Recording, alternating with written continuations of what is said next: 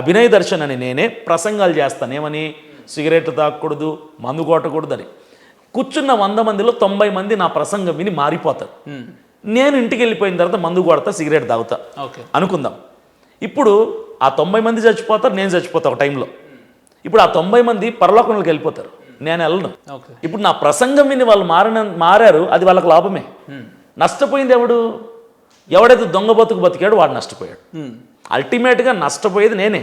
ఎందుకంటే final judgement అక్కడ ఉంటుంది. అందుకే నేను అంటున్నా, మనం నిరూపించుకోవాల్సింది, ప్రూవ్ చేసుకోవాల్సింది మనుషుల దగ్గర, చర్చ్ మెంబర్స్ దగ్గర కాదు.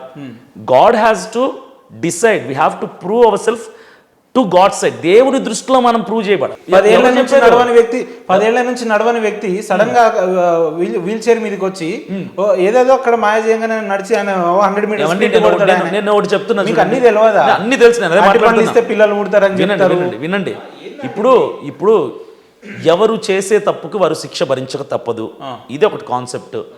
ఇప్పుడు ఎవరు వాళ్ళ స్వలాభాల కోసం తప్పులు చేస్తున్నారంటే అలాంటి వాళ్ళు శిక్షింపబడాలి. కరెక్ట్ పాయింట్కి వచ్చారు మీరు. నేను ఏమంటున్నా అంటే, ఇదే అమ్మతేజ అనే వ్యక్తి కూడా బైబిల్ అనుసరిస్తాడు కదా, అటువంటి వ్యక్తులు అండి. ఎగ్జాంపుల్, ఆయన ఎలివేట్ అవుతుంది, అటువంటి వ్యక్తులు కూడా బైబిల్నే నమ్ముతారు. ఇలాంటి వ్యక్తులు కూడా బైబిల్నే నమ్ముతారు. మీరేమో ఇంటలెక్చువాలిటీ వైపు ఉంటారు. అటువంటి వ్యక్తులు ఎందుకో మరి ఈ రకంగా పనులు చేస్తుంటే మరి చెడు పేరు ఎవరికి వస్తుంది అన్నట్టు? మొత్తం కమ్యూనిటీకే కదా వచ్చేది. కమ్యూనిటీకే వస్తుందంటే నేను సింపుల్ ఒకటి చెప్తున్నాడు. అమ్మతేజ గారని పర్టికులర్ ఆయన పేరు మనం ఎత్తి ఒక వ్యక్తి అంటాడు విగ్రహాధారణ చేయడం బైబిల్లో లేదు, నేను విగ్రహాలు వలగొడతా అంటాడు. లేదు అట్లా వలగొడతారు, మా విగ్రహాలు చేయాల్సిందే అని ఒక వ్యక్తి అంటాడు. లేదు ఒక చర్చిల ముందుకు పోయి ఆటపోతులు వస్తున్నారు, బోనాలు ఎత్తుతున్నారు, కొబ్బరికాయలు. ఈ సంస్కృతి ఎక్కడదండి? ఇవన్నీ మాట్లాడడం కరెక్ట్ కాదని నేను చెప్తున్నాను. ఇక క్రిస్టియానిటీలో కొంతమంది పాస్టర్స్ అట్టుపండి ఇస్తే పిల్లలు పుడతారు, అవి ఇస్తే పిల్లలు, ఏమో వాళ్ళు దేవుణ్ణి అలా నమ్మారేమో. అంటే దేవుని మీద వాళ్ళకున్న నమ్మకం ఆ స్థాయిలో ఉంటే మనం ఏం చేయగలుగుతాము? నమ్మనివ్వండి. దానివల్ల నిజంగానే గొర్రెలు చేస్తున్నారేమో అంట నేను. సరే, మీరు ఇప్పుడు అమ్మతేజ గురించే చెప్పారు. ఆయన అంటున్నాడు అట్టిపండు తింటే పిల్లలు పుడతారు అంటున్నాడు. అట్టిపండు తింటే పిల్లలు పుడతారు అంటలేదేనా?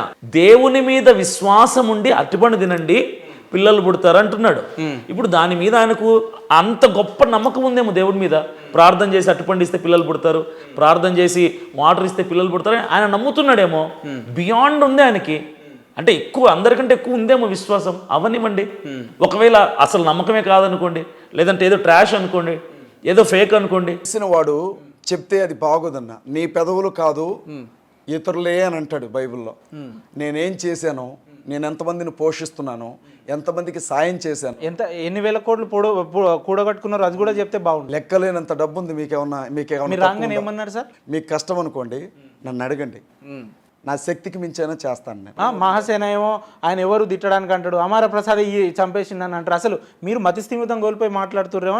ఎర్రగడ్డ మెంటల్ హాస్పిటల్ నుంచి నన్ను ఎవరో చంపడానికి చూస్తున్నారు అంటావు. లేదంటే కమిషనర్ ఆఫీస్కి నేను కంప్లైంట్ ఈ రోజు ఇచ్చిన అంటారు. మీరు కమిషనర్ ఆఫీస్కి కంప్లైంట్ ఇవ్వాల్సినంత మీకేమో వచ్చింది? మిమ్మల్ని ఎవరు చంపుతారు? చంపాల్సిన అవసరం వాళ్ళకేమో వచ్చింది? ఏం మాట్లాడుతున్నారు సార్ మీరు? ఎవరిని బదనాం చేయడానికి? ఎర్రగడ్డ మెంటల్ హాస్పిటల్ నుంచి నిన్నే తీసుకుని వచ్చారు నన్ను. నాకు బాగా పిచ్చన్న, బ్రెయిన్ లూజ్, జనాలందరికీ అర్థమైతేనే ఉండుంటుంది. మీరు మధ్యాహ్నం ప్రెస్ మీట్ పెట్టి నన్ను చంపండి, మరి నన్ను రండి పోలీసులు వచ్చి అరెస్ట్ చేయండి అని అంటే మీరు అరెస్ట్ చేయాలని కోరుకుంటున్నారా, చంపాలని కోరుకుంటున్నారా, లేదంటే వాళ్ళు అంతు చూద్దామనే ఒక ప్రశ్నోత్పన్నం చేస్తున్నారు? ఏం చేస్తున్నారు మీరు అసలు? ఒక పని చేయండి అన్న, చంపుతాం అంటున్నారు, చంపలేదు కదా. ఇప్పుడు మీరు ఇక్కడ ఇంటర్వ్యూ వాతావరణంలో మీరు కూర్చున్నారు అంటే మీకు అంత ఫ్రీడమ్ ఉంది కాబట్టే కదా. అల్ఖైదా మెంబర్ కాదు. నేను కూర్చోకపోతే కూర్చుంటాను. అవును, మిమ్మల్ని ఈ రోజు నా దగ్గరే ఉండండి. నైట్ సరదాగా బయటకు వెళ్ళి నేను ఒక ప్లేస్ కి తీసుకెళ్తాను. అక్కడ ఒక అర్ధగంట కూర్చొని మాట్లాడుకుందాం. అక్కడ ఒక అర్ధగంట కూర్చొని మాట్లాడుకుందాం. ఎంత మంది నన్ను కొట్టడానికి వస్తారో మీరు చూద్దరు. కానీ నేను ఏ స్థితిలో ఉన్నానో మీకు అర్థం కావట్లా. మీరు ఒక యాంకర్గా ఇది ఏ రకంగా సెన్సేషనల్ కావాలనే చూస్తున్నారు తప్ప నా పరిస్థితి మీకు అర్థం కావట్లా. మీ దగ్గరకు ఒక ఇంటర్వ్యూ మీరు నన్ను ఎంత కించపరిచినా నేను భరిస్తూనే ఉన్నా. అది నా వ్యక్తిత్వం. ఎందుకంటే నోరు జారి ఒక మనిషిని అతని వ్యక్తిత్వాన్ని కించపరిచేలాగా నేను మాట్లాడను. అలా మీరు చాలాసార్లు ప్రయత్నించారు. ఈ ఇంటర్వ్యూలో చాలా సందర్భాల్లో నన్ను కించపరచడానికి ప్రయత్నించారు. కానీ నేను ఇంకొక 100 సార్లు మీరు కించపరచాలని చూసినా నేను మిమ్మల్ని కించపరచను. అది నా